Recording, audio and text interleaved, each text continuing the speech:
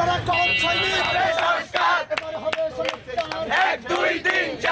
আমার সাথে কথা বলেন যদি আমাদের জি আমি বারবার বলছি কিন্তু তাদের যখন তারা ঢুকছে আপনাদের অন্যান্য বলছে ডিবি কর্মকর্তারা কিন্তু আমরা জিডিবি ঢুকতে পারলে বা অন্যান্য ওই এছাড়া প্রশাসনিক লোক ছাড়াও ঢুকছে সেই তাদের সাথে আমরা যখন ঢুকতে গেছি তখন কিন্তু স্যার আমাকে এরকমের হামলা করা কথা হচ্ছে আমরা শুধু বলেছি যে ভাই মৌখিক আশ্বাস না আমাদের একটা লিখিত আশ্বাস লিখিত দেয় নাই আচ্ছা তিনি বলছে অযৌক্তিক তারপরে আমাদের আন্দোলনটা চলছে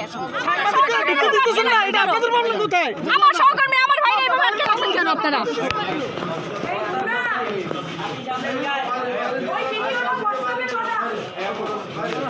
আমরা সেটা বুঝতেছি না পুলিশ কমিশনার বলেছিল অনেক কথা অনেক অ্যারেস্ট করবো আমরা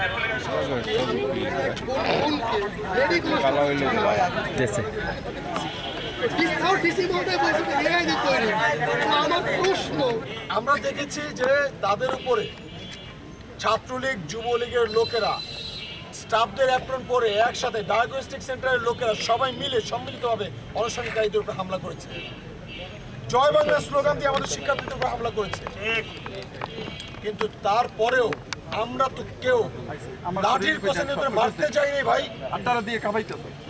কিন্তু তারা যেটা করতেছে বারবার শিক্ষার্থীদের উপরে হামলা চালাই দিতেছে। আমরা গেলাম ডিসি অফিসে গতকালকে যে বললাম যে ভাই ডিসি অফিসে আমরা ঘেরাও করবো, ডিসি অফিসের কাছে হচ্ছে আমাদের এখন কথা। আমরা এই যে বারবার হামলা শিকার হচ্ছি আমাদের কথা কি গভর্নমেন্ট শুনছে না? সুয়ান আমাদের যে ছোট ভাই তাকে নিয়ে এখন তো নিয়ে গেছে কোর্টে চালান দিছে।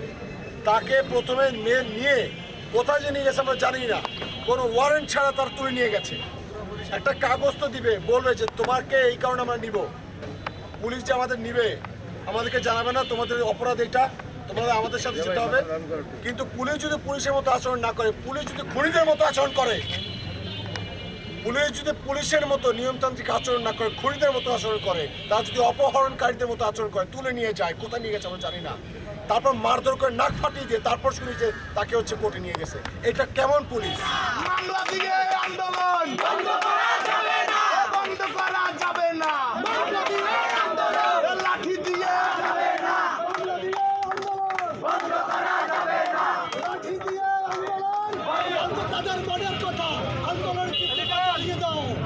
আন্দোলনের জোরদার বাড়িয়ে দাও, কারণ তারা অনেক কষ্টে আছে। 20,000 25,000 টাকা বেতন পায়।